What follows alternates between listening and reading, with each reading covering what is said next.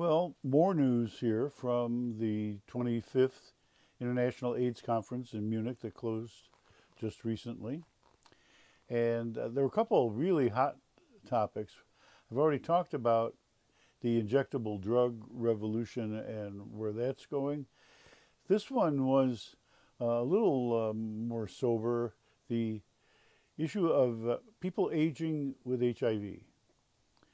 Our patients are getting older, and what happened in the 90s as drugs and treatment improved, people began to live longer.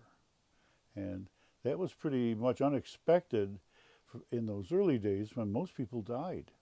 And now they live long lives and almost as long and as healthy as their counterparts without HIV. So it's kind of interesting.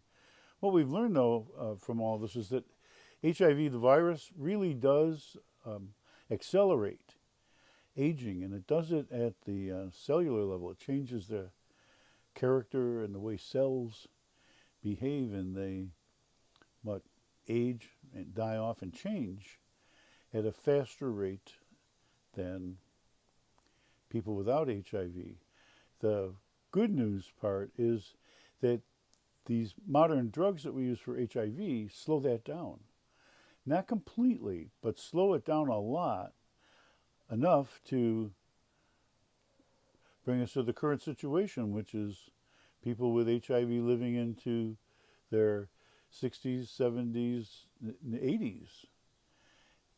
So we've learned a lot about that. And then also they talked about a number of additional kinds of strategies regarding heart disease and bone health and a whole variety of things that may also have treatment opportunities beyond HIV drugs. And as I was watching all of this, because it was a full one-day symposium all day with different segments on HIV and aging and whole different groups of speakers talking, I recalled my colleague, Dr. Steve Scheibel, the late Dr. Steve, who was talking about HIV and aging and cells and cell changes 10 years ago.